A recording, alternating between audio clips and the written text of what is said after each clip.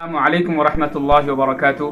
मोहतरम नाज़रीन, जैसा कि आप जानते हैं कि हम माह सफ़रुल मुज़फ़्फ़र से गुज़र रहे हैं। आज सफ़र की 6 तारीख़ है। जाहिलीन अरब यानी प्यारे नबी सल्लल्लाहु अलैहि वसल्लम के अरब में बिअसत से पहले अरब के लोग सफ़र के महीने को मनहूस समझते थे। उसके पीछे एक लॉजिक और एक वजह है। वजह यह है कि इस्लाम के अंदर, इस्लाम के इस शक्ल में आने से पहले भी, मोहम्मद सल्लल्लाहु अलैहि वसल्लम के शरीयत मुतहरा से पहले भी 4 महीने मोहतरम समझे जाते थे अरब के अंदर। उनमें से एक रजब का महीना और बाकी 3 महीने ज़िलक़ादा, ज़िलहिज्जा, मुहर्रम। और इन 4 महीनों का एहतराम अरब के लोग भी करते थे शरीयत मोहम्मदी से पहले भी। और लिहाजा शरीयत मोहम्मदी का जब प्यारे नबी सल्लल्लाहु अलैहि वसल्लम के ज़रिए से आगाज़ हुआ तो इस्लाम ने भी उन महीनों की हुर्मत को, उसके मकाम को बरकरार रखा। लिहाजा इन 3 महीनों में खासकर ज़िलक़ादा, ज़िलहिज्जा, मुहर्रम में कोई लड़ाई झगड़े अरब के अंदर नहीं होते थे। लोग इंतखाम वगैरह कुछ नहीं लेते थे, बल्कि वो वेट करते थे, इंतजार करते थे सफ़र के महीने को आने का। जैसे ही सफ़र का महीना शुरू होता, अरब के लोग अपने घरों से निकल जाते और फिर इंतकाम में, लड़ाई झगड़ों में वो मसरूफ़ हो जाते, क्योंकि सफ़र के जो लग़वी माने हैं डिक्शनरी के एतबार से वो खाली होने के हैं। तो लिहाजा घर मर्दों से खाली हो जाते थे, इसलिए उस महीने को सफ़र का महीना समझा गया। और उस वजह ये भी थी कि चूंकि लड़ाई झगड़े होते थे तो औरतें बेवा हो जाती थी, बच्चे यतीम हो जाते थे, माएँ अपने बच्चों से महरूम हो जाते थे, इसलिए वो लोग इस महीने को बुरा समझते थे। लेकिन सरकार दो आलम सल्लल्लाहु अलैहि वसल्लम की जब बिअसत हुई और आपने पूरी दुनिया में अमन व सुकून को पहुंचाने वाला मजहब इस्लाम को मुतारफ करवाया दुनिया के अंदर, तो लिहाजा आपने सबसे पहले कहा, बुखारी शरीफ की हदीस है, ला अदवा वला तियारा वला हमन वला सफर। बुखारी शरीफ की हदीस नंबर 6770 6770। इस हदीस के अंदर सरकार ने उस सोच को ब्रेक लगाया और फरमाया कि वला सफर के महीने की जो नहुसत लोग अपनी तरफ से बनाए हुए हैं, इसकी कोई हकीकत नहीं है। और फिर इतना ही नहीं, सरकार दो आलम सल्लल्लाहु अलैहि वसल्लम ने जो है कुरान करीम के जरिए से भी और अहदीस मुबारका के जरिए से भी ये बात समझाई अहले ईमान को कि जो कुछ इंसानी जिंदगी के अंदर पेश आता है, इसके पीछे कोई महीना, कोई दिन, कोई रात नहीं होता, बल्कि इसके पीछे अल्लाह का हुक्म होता है। चुनांचे सूरह तौबा आयत नंबर 51 में अल्लाह तबारक व तआला फरमाते हैं कि कुल लन युसीबना इल्ला मा कतबल्लाहु लना, कि इंसान के साथ जो कुछ पेश आता है,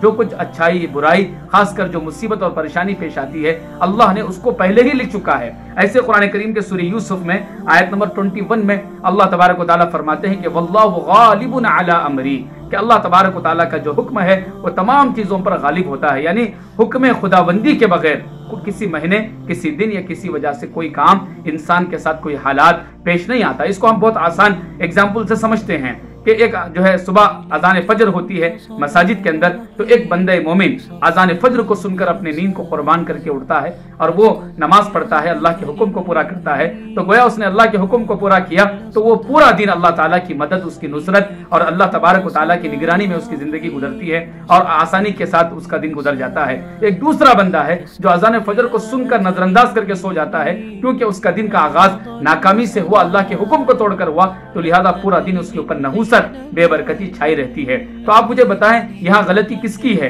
क्या उस दिन की है या उस बंदे के अमल की है? ज़ाहिर के बंदे के अमल की गड़बड़ है। तो लिहाजा नहुसत बदअमली के अंदर होती है, नहुसत गुनाहों के अंदर होती है, नहुसत अल्लाह की नाफरमानी में होती है, किसी दिन में नहीं होती, किसी वक्त में नहीं होती। लिहाजा जो बंदा भी अहकाम रब्बानी के साथ अपनी जिंदगी को गुजारता है वो शख्स कामयाब होता है। कुरान करीम के अंदर सूरह तलाक आयत नंबर 3 में अल्लाह फरमाते हैं, वमन यतवक्कल अलल्लाह फहुवा हस्बुह, कि जो बंदा भी अल्लाह की जात पर भरोसा रखकर जिंदगी गुजारता है, अल्लाह उसके कामों को आसानी के साथ मुकम्मल फरमाते हैं। और बच्चों को बचपन में हम रटाते हैं, वल क़दरि खैरिही व शर्रिही मिनल्लाहि तआला, अच्छी और बुरी तकदीर अल्लाह तबारक व तआला की तरफ से है। और खासकर जो लोग किसी वक्त को, किसी महीने को, किसी दिन को बुरा समझते हैं, हदीस कुदसी के अंदर अल्लाह तबारक व तआला ने बहुत सख्त अल्फाज उनके लिए इरशाद फरमाए। अल्लाह तबारक व तआला फरमाते हैं हदीस कुदसी में कि यूज़ीनी इब्न आदम, कि इब्न आदम मुझे तकलीफ देता है, व यसुब्बु दहर व अना दहरु, कि वो जमाने को गाली देता है, हालांकि जमाना मैं खुद हूँ। यानी जमाने का क्रिएटिवेटर,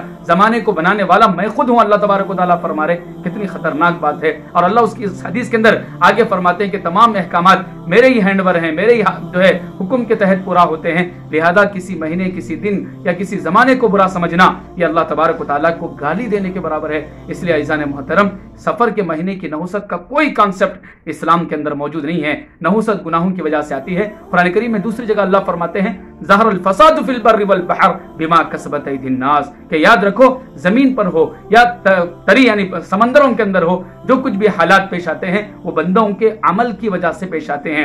شب معراج میں سرکار نے دیکھا کہ کچھ چیزیں نیچے سے اوپر جا رہی ہیں، کچھ چیزیں اوپر سے نیچے آ رہی ہیں۔ حضرت جبرائیل جو سفر کے اندر ساتھ تھے، سرکار نے اس کی وجہ بیان پوچھی تو حضرت جبرائیل نے فرمایا کہ یا رسول اللہ، جو چیزیں نیچے سے اوپر کی طرف جا رہی ہیں وہ بندوں کے اعمال ہیں، اور اوپر سے جو چیزیں نیچے کی طرف آ رہے ہیں یہ اللہ کے فیصلے ہیں۔ اس لیے کسی شاعر نے سمجھایا اچھی طریقے سے کہ جب میں کہتا ہوں یا اللہ میرا حال دیکھ، حکم ہوتا ہے بندے پہلے اپنا نامہ اعمال دیکھ۔ تو جیسے اعمال ہم اللہ کے پاس بھیجتے ہیں ویسے فیصلے اللہ کی طرف سے اترتے ہیں۔ تو لہذا ماہ سفر کے متعلق غلط تصورات کا خاتمہ کرنے کی ضرورت ہے کہ اس میں شادی نہیں کرنا چاہیے، نیا کام نہیں کرنا چاہیے۔